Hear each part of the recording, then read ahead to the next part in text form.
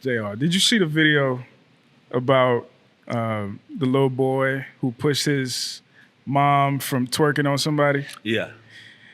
Have you guys seen the video? Mm-mm. All right, so to put it in the short version, there's this little kid. I think he's like 10, right? And he's famous, social media famous, because he'll be having conversations with his mom, and he's real, witty and things like that. So they were attending this YouTube event / adult prom looking thing, and his mom was just, I don't know if she was drunk, high, whatever, but she was having a good time just twerking, throwing it back on this other YouTuber. And he was filming while she was throwing it back, and the little boy ran in and pushed her off of him, and he started crying because he was so embarrassed. I bring that up to say, when I saw the video, I was pissed off. When I looked at the comments, motherfuckers were laughing, right? And often when we're trying to have some of these conversations, what tends to come up is, who hurt you? But your mama black, and things of the like, without understanding that a lot of men's trauma, distrust of women, disdain for women even, comes from their toxic mom. And some of women's trauma comes from their toxic mom as well. But I think we overemphasize male toxicity. My dad wasn't there. And we don't talk enough about female toxicity. She couldn't pick a better father for me. So Jay, I'm gonna start with you, man. How do you think that situation and situations like it have affected boys who turn into men? / what do you think the outcome for him at 10 years old, witnessing that, is potentially gonna be? So that brings to mind, and I think it brings to mind for a lot of brothers, of the son-husband complex. Coming in to defend his mom, whether the father is nowhere to be seen and he's that de facto hubby or emotional tampon, for lack of a better term. He's seeing this. This is my mom. I share these because he might be a mama's boy, or what 2 Chainz say, a titty boy, or whatever. He's just used to being around his mom and don't want no man touching her, and that's probably what he's become used to. There was someone was talking about this. They brought it up that some single moms do use their sons as son husbands in terms of like toys. Like when they want to watch a movie, they're hugged up with the son, or when they're doing any type of intimacy or want to, I don't want to say love bomb, or basically just get some type of affection. Emotional labor. Yeah. They want the son to take responsibility of that. And even going as far as dressing the son up like, their man. They want him looking fly, so on and so forth. And this even leads up to when he gets into a relationship later on in life, she wants to be the other wife, the de facto girlfriend or wife, and they make decisions. And this is where some men, as they age, and I've I don't want to say counsel, but coached, different women on this, where the husband basically says, I don't care what my mom says, I don't care what she does, she's right.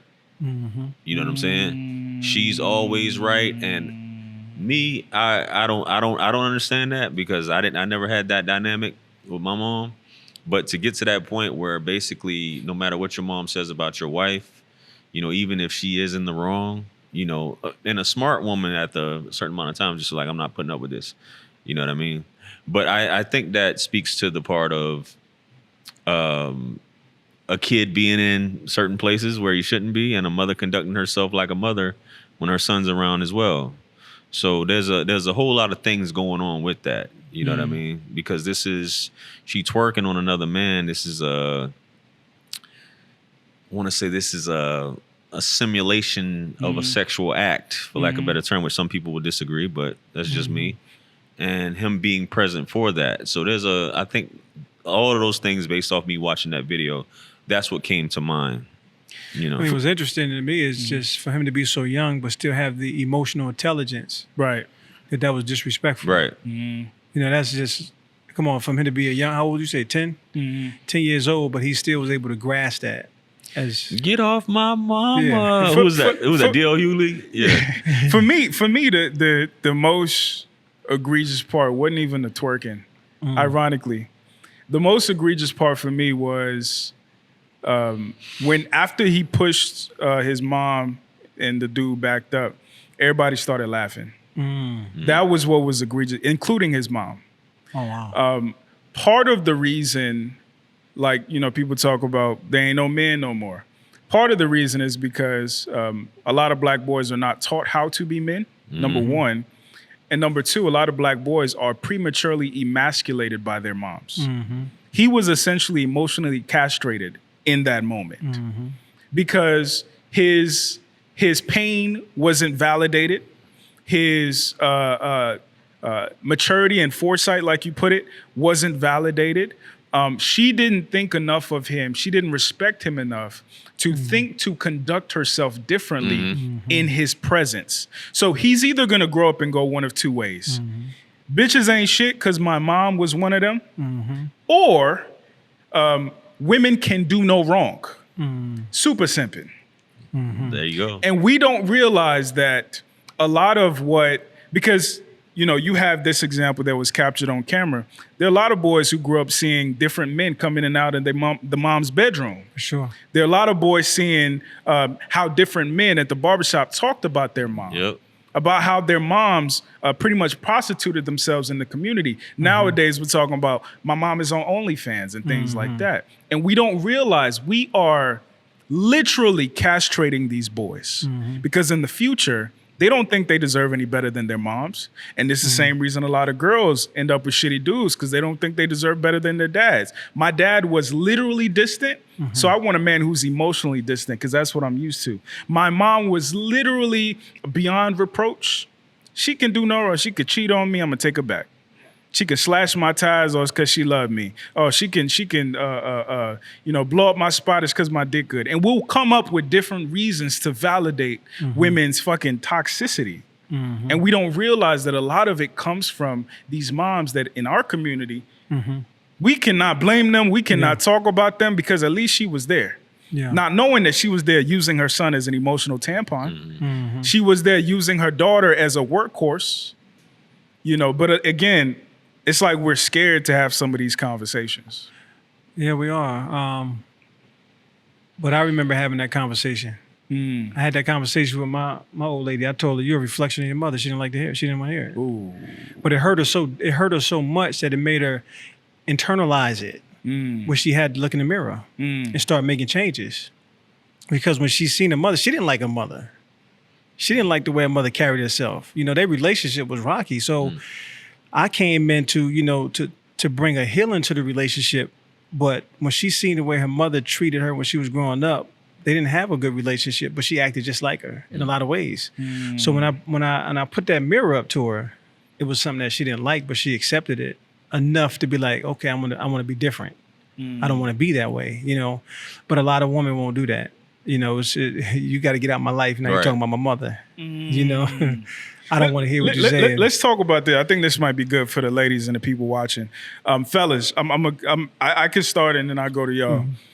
Was there any situation that you observed of your mom, whether something similar to the event we talked about or something smaller, that affected in some way your view of women generally or shattered your view of women generally? Oh, yeah, for sure. Mine was my mother, my mother had me at the age of 14. Woo. Right? At the age of 14. She had you. So that means she was pregnant at 13. Yeah. So she had me at the age of 14. At the age of 15, she was a heroin addict. Right? So just imagine growing up where your mother, your biological mother, who's supposed to be the first state of nurturing to you, is not that. I had distrustful women my whole life. There was never trust. If the person that can bring me into the world abandoned me in that way, how could I trust a woman who says she loved me? That impacted my whole life to this day. If you ask me, do I trust a woman? I tell you, hell no.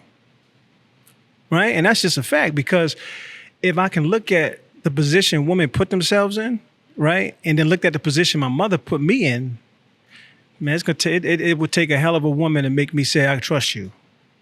Right? So But with me being open about that and being honest about that, and even telling the people, like I told my ex-wife that, like, you got to be a totally different woman for me to trust you. Your words don't mean nothing to me. It's full action. I got to see full action. Words don't mean nothing. I got to see you carry out the full action of it, right? And anytime you waver off the action, it goes back to a deeper distrust. To go to what you saw in the comments, how have women in your life accommodated or not accommodated that? They haven't. At this point, they haven't accommodated that. I mean, they've tried in many ways to accommodate that, but again, when they're being raised by certain mothers themselves, that helps them stay within that same ideology on how to treat a man or what you can get up from a man, right? That's the relationships I've dealt with. You find a man based on what he can do and what he can provide, right? And in me being that person that can do and provide, I'll tell you what's interesting to me. For me to be the type of man that never had a mother growing up with a mother, I was always the man that was educated enough to try to save the woman, but the woman never wanted to listen. And I went through that for 20 years with my ex-wife. I was the savior, right? Because I was like, damn, I don't want that. You know what I mean? I want to trust a woman so bad. Then I'm willing to give her everything she needs, but it never played in my favor. It's like I just wasted those years. You know what I'm saying? Years and years and years of being the educator, the provider, whether it was financially, emotionally, spiritually, whatever it was. And it was like, they never really took it that serious enough to want to change. What was the energy kind of like? Get over it? The energy was like, I just like being what I am, and I am what I am. You met me that way, so accept me that way. And I couldn't. I was like, nah, I can't accept you like that, But but it was always like, why you not opening up to me? Because I don't trust you. And I'm laying it out there for you. And I'm telling you why I don't trust you, because your actions show me that you don't trust you. So that's why I've always been an action person. Like, you got to show me your actions. Like, your words have validation to a certain degree, but your actions have more impact. You know what I'm saying? Let me see who you are as a person, how you willing to carry your life out. And I had to judge a woman based on that. From me having that, growing up with a mother who had me so young, who chose to be a heroin addict, who chose to choose drugs over the nurturement of her child, right? Only thing I can see is a woman's actions. And I'm in a day and age now where I don't see a woman's actions I was talking to a woman the other day. I said, you glorifying modern day prostitution, but you might not think so. You always talking about what a man got to do for you, how he got to come to the table, what he got to provide. You pretty much saying I'm fucking for money, but you ain't saying that, but there's so many ways you're saying that. So for me, it's like, where is the real nurturing of a mother? What I see most of the time is, even with women who have children by deadbeat dads, what they want to call deadbeat dads, how much she plays a role of being more attentive to that male figure in her life, that child, that she would do than the person that she had the child with.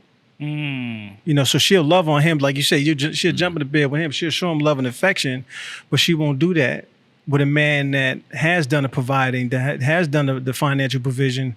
Is more like, I ain't gonna give you that time and attention, but I'm gonna give it to him. You know what I'm saying? Like, sometimes I go through that. I'm like, with my old lady, we got a little son together. I'm like, she'd say, Rod, come here. She'd just give him all this love and attention. I'm like, but I don't get that. You know what I'm saying? Like, it's like, whenever me and you going through something, you'll call my son and grab him because you want to give me that love.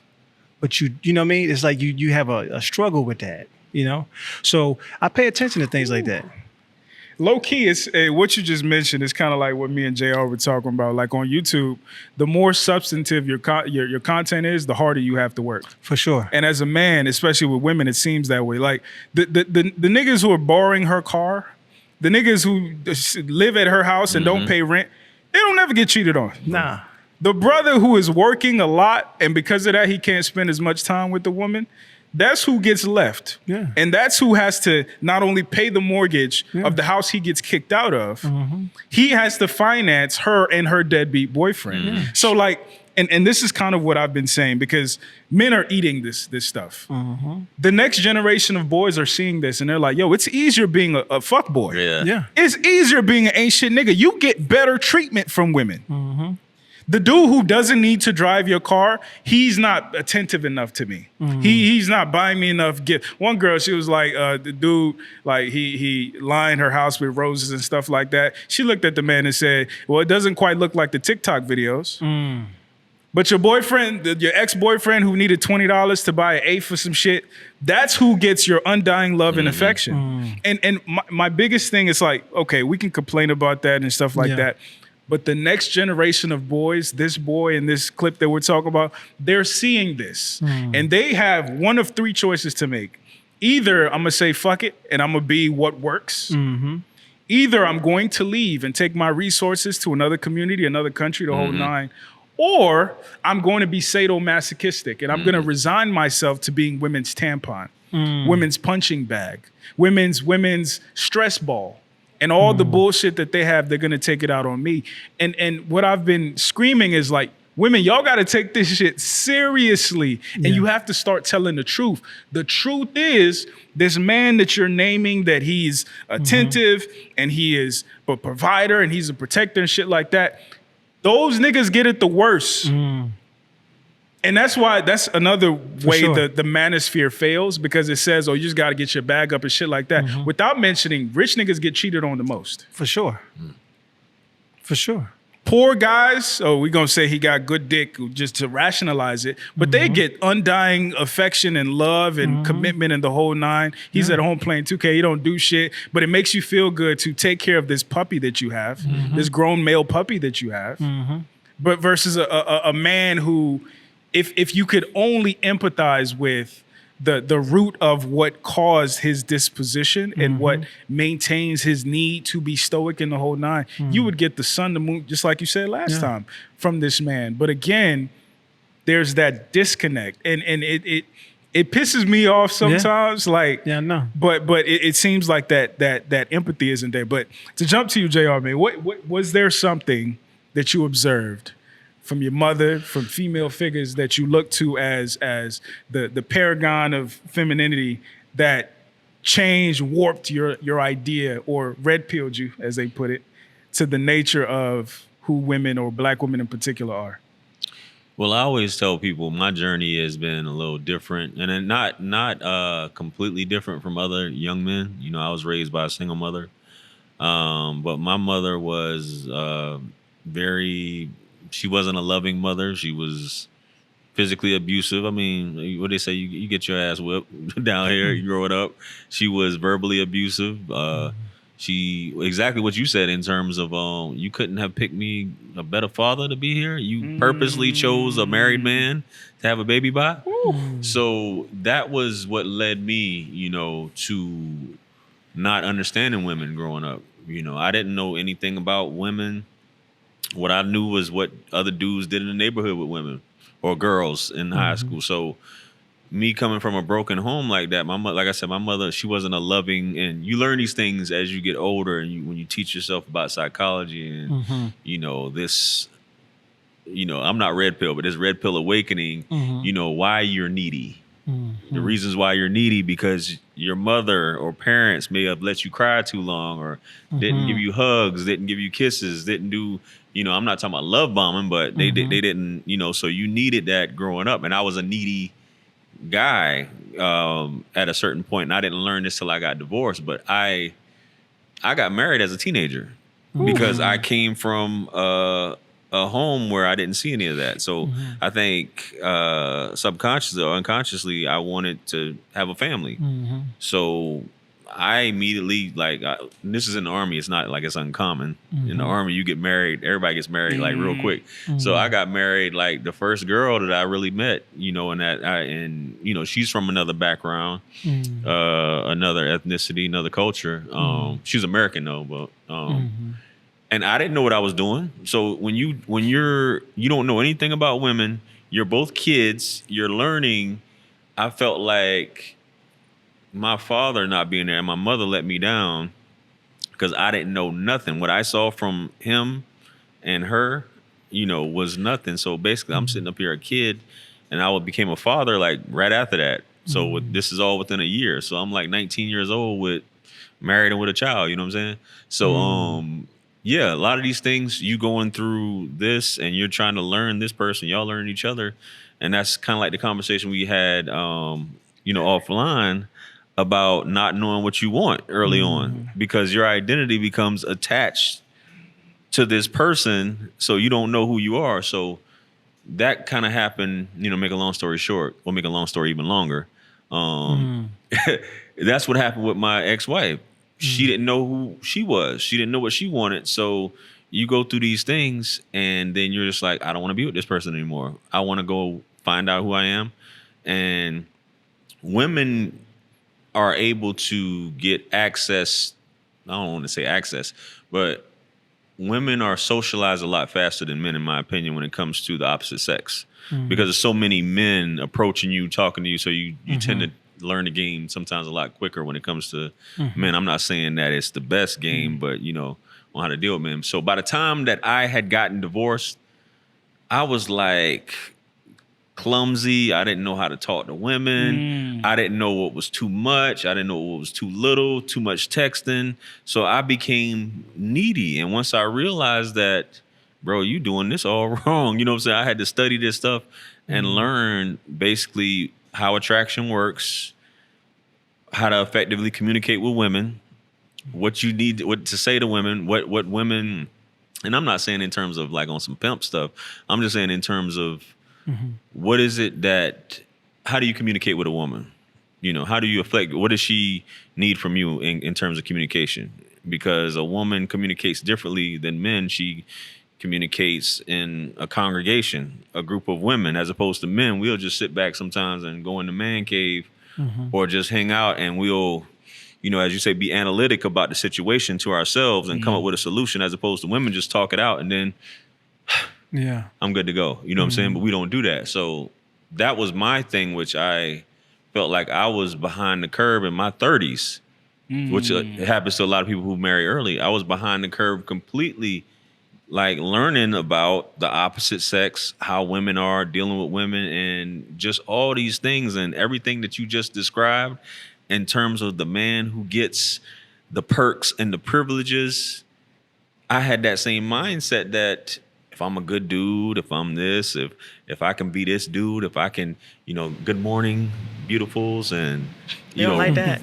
roses, flowers, and all this stuff, and but all that got me was ghosted. So once I learned basically the nature and attraction and things like that, I kind of understood. So that's how I felt like I got let down growing up, in terms of I didn't see that. I didn't see any emotionally stable woman. I didn't see a woman that was able to communicate. She probably didn't know how to communicate either, how she was raised. So she was just a hard woman in terms of, that's how her parents raised her. You know what I mean? So that's been my experience, in terms of that. But I took it upon myself to learn things as opposed to just becoming an F boy or whatever. I use my mind to say, okay, I can use this in my favor and things like that. So, I know that was a little bit too long, but yeah. It's a lot to digest. I've been looking at you, Shanique. Like, what are y'all's thoughts? I'm at a loss for words hearing these brothers' stories. What are y'all's thoughts? I say for me, like, an F-boy is kind of exciting because you just don't know what to expect. And when you don't know what to expect, it keeps you on your toes. There you go. But when a man is just giving you flowers, they just doing everything for you, it's like, oh, I already know tomorrow they're going to do this. But with a man that's just not, you're like, okay, so when he do it, it's more exciting because it's like, he don't do this. Emotional variety. Yeah. Emotional roller coaster. It just gives you more. But a man that's just always just, texting you back when you text, it's just like, okay. But then that man you text him and then you got to wait 2 hours later. Like, what you doing? Like, it keeps you going. That was the last episode. This is what breaks my heart about that, because the type of man that you are attracted to or that you decide to pair with a part of you is subconsciously saying that this is the type of father I want for my daughter. Right. And the thing that's heartbreaking is, to your point, it is exciting because of the spontaneity, the unpredictability of he might buy me flowers, he might not. But that's how he's going to be as a father. He might show up, he might not. And I don't think, and part of my red pilling was realizing that this idea that women mature faster than girls mature faster than boys is bullshit. They mature physically faster, but mentally, nah.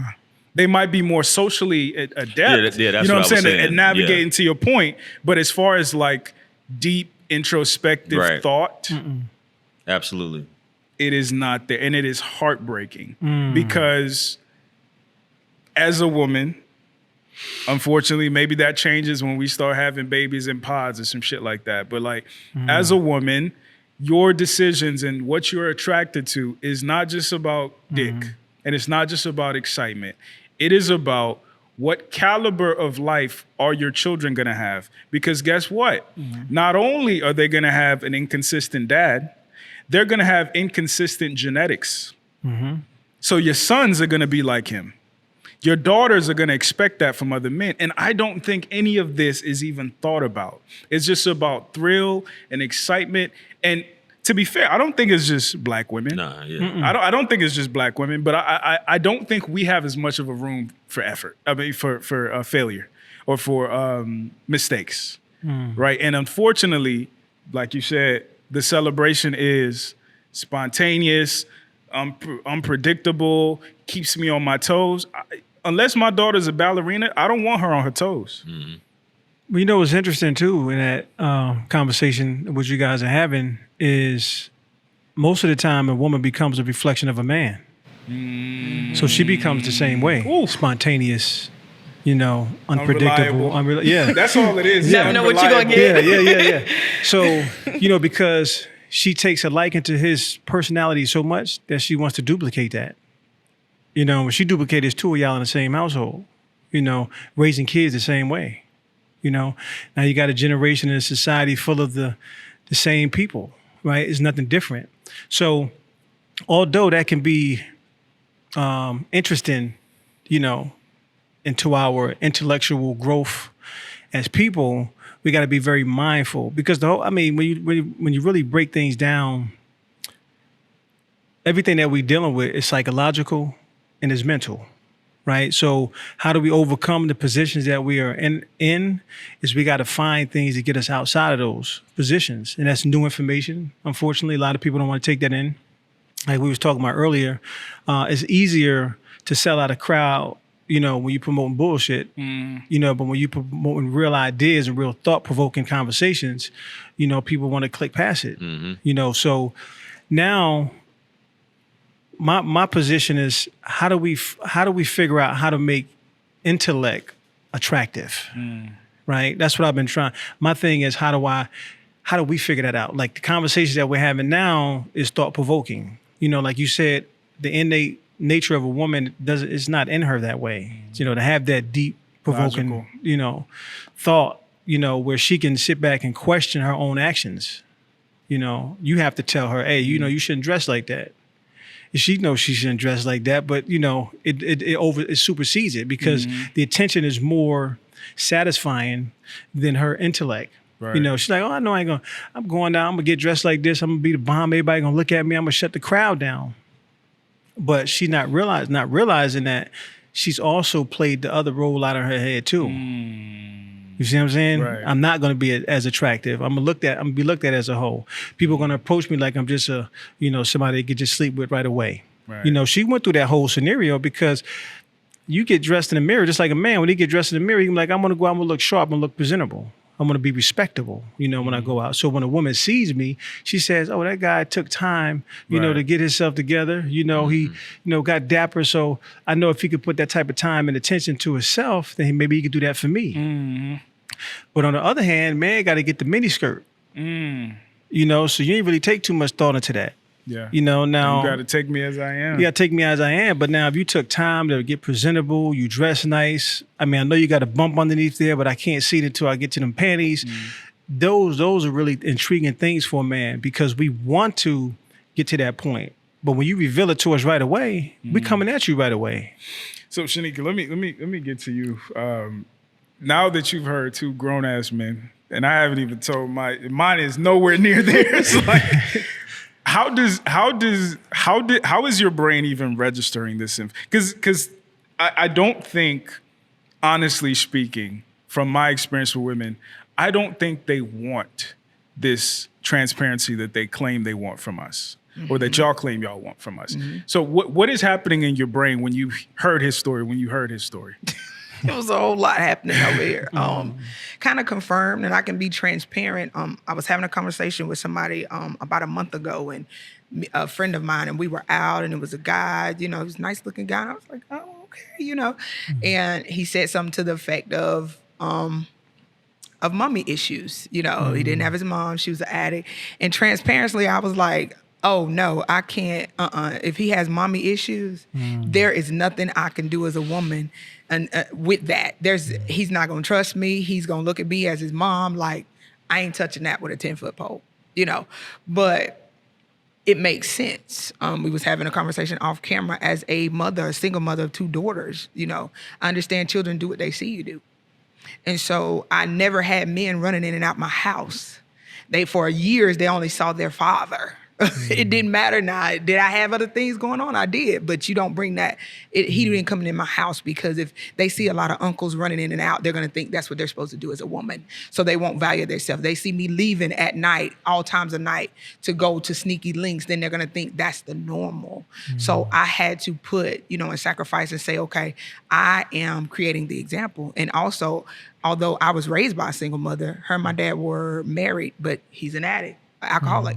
All of his life, but I was younger, so I didn't get to see that. But she always instilled in us, be careful who you have children by. That's gonna make a difference. And so as I grew up as a woman, although I'm a single mother, but when I dated guys, I looked at what kind of father would he be? Like, what kind of father would he be to my children? What kind of traits would my children get from him or inherit from him?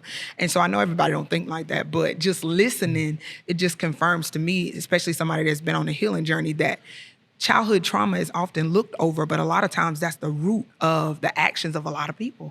And a lot of people need therapy, especially our culture, because although, Ja, I know you said, you go by actions, but I don't think a woman can show you enough because of that trauma that was caused by the woman that was supposed to be first, and where you need to go and release that. I don't think even I've been with a man that had trust issues, and no matter what I did, I went over and beyond, made sure I answered my phone every time it rang, but it was never enough. It was like a black hole. I was just dumping into, and I got exhausted, and I'm like, I gotta go, because I'm exhausted, and I've done everything. You sound like us. To try to prove to you. You sound like us. Yeah, but for us, it tends not to be the trust, but the love. You can't tell her she's pretty enough. Yeah. You can't tell her you love her enough, because she doesn't know how to believe it. Yeah. I was about to say, and that all goes back to that broken, unhealed person, because if she's dealing with an insecurity coming from somebody that used to, it'll never be enough. You're always going to be worried about all the Instagram women, all the women he's liking the photos, and that insecurity is going to root a lot of things, but it's a black hole for either person. Run. Run until they can heal, or unless you are committed to healing together and saying, come on, let's lock arms and we're going to walk this out. I understand the root of your actions. You understand the root of my actions, but I love you enough to say we're going to try to work through this thing together to see if we can get to a resolution. If not, we need to be mature enough to say we need to let this thing go before it turns toxic and we reproduce. And now we have a toxic environment to create a repetitive cycle for generations and generations. Because now we're going to stay together in toxicity for the children. Which happens in most cases. Where now you've passed down toxicity.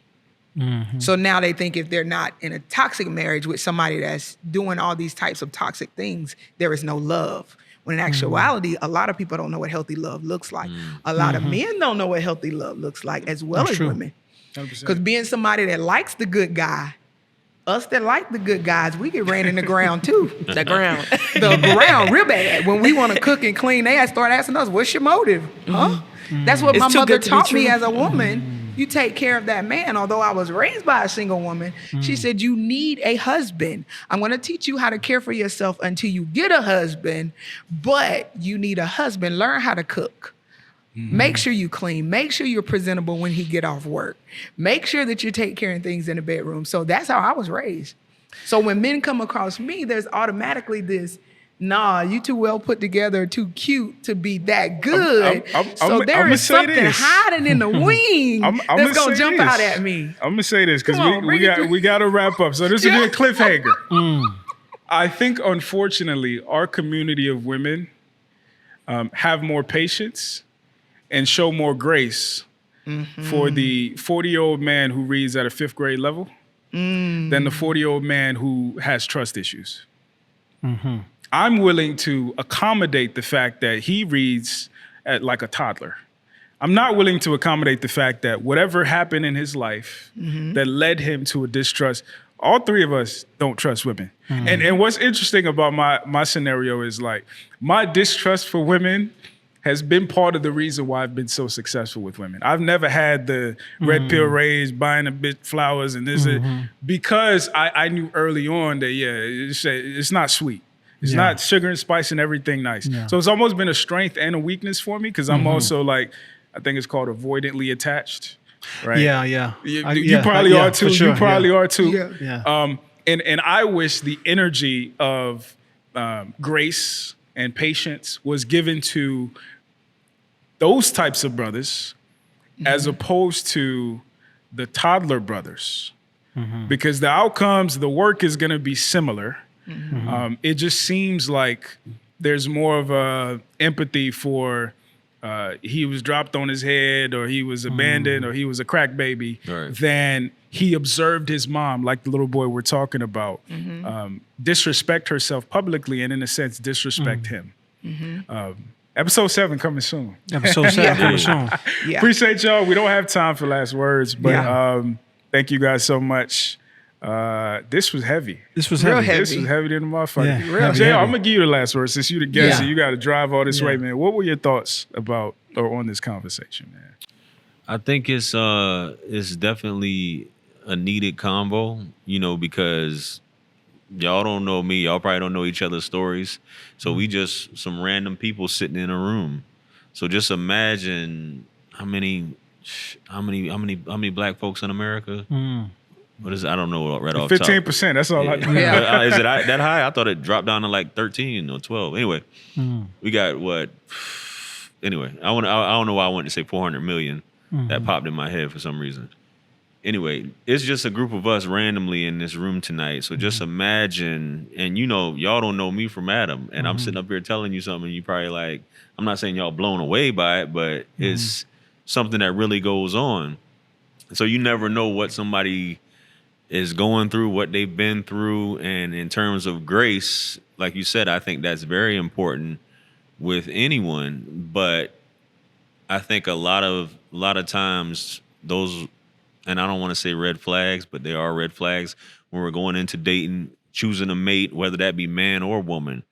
A guy may not be emotionally available. He may have some red flags, some issues that he may need therapy, but you can sometimes say, I can fix that. Sometimes men are like that too. I can fix that. She's gorgeous.